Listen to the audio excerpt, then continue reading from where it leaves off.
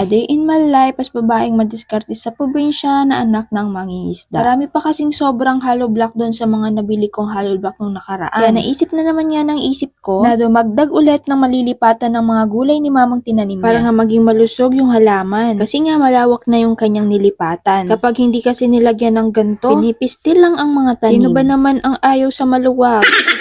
Ang binabala ko ang ilipat dito, yung mga halamang gulay ni mama na gumagapang. Kaya kailangan natin lagyan ng magagapangan niya. Kaya naisip ng isip ko, ito na lang mga kawayan na hindi ginagamit dito sa bahay na naka-stack lang. 2 stand nga lang yung bala ko, para naman hindi takaw space. Dito nga sa tuktok yung kanilang gagapangan na. Tinulang ako ng mga kawayan, kaya naman itong mga pinutol na kawayan niya, binala ko na lang kunin. Hindi pa man lamang ako tapos sa ginagawa kong project. Nag-iisip na naman ako ng ibang gawain. Napansin ko kasing napakalawak pa sa baba, kaya marami pang pagtataniman. Minsan nalilito na rin ako sa mga iniisip ng isip ko. Hindi pa nga ako tapos doon sa ginagawa kong pala-pala para magapangan ng halaman. Eto nga at pinagawa na naman ako nito ng isip ko. Hindi ko na nga maugaga ang katawan ko sa napakadaming gustong ipagawa ng isip ko.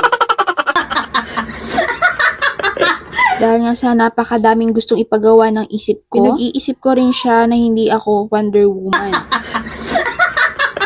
Kaya naman naglalaan na ako ng mga 2 o 1 oras sa isang araw para naman hindi naapektuhan yung mga iba kong gawain. Hindi rin kasi ako napapakali kapag hindi ko nasusunod yung gusto ipagawa ng isip ko. Para talaga kasi hindi kompleto yung araw ko. Kaya hindi ito buong araw na nagtatrabaho ako. Kung dati, dati nun habang hindi natatapos yung gawa ko, hindi ako titigil. Pero na-realize ko hindi pala maganda yun sa katawan. Naaabuso kong masyado ang aking lakas. Kaya naman binago ko yung aking mga strategy. Aba, napakaayos, may strategy.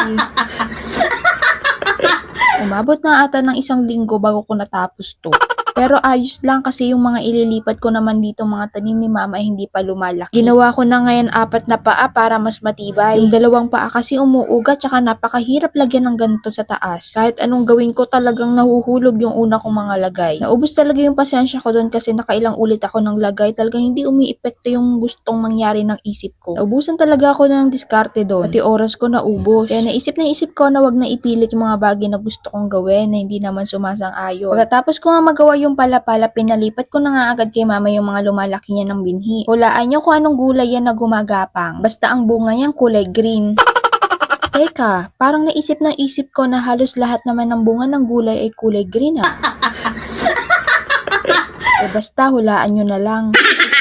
Shoutout kay Edwin Laportesa. Shoutout Jover Villaruel from Quezon Province. Shoutout po Joseph from Cavite. Shoutout Christian Ibayan. At shoutout kay Nake na nahirapan tayong hanapin. Paki-comment na rin kung taga saan kayo para alam natin kung saan umaabot mga video natin.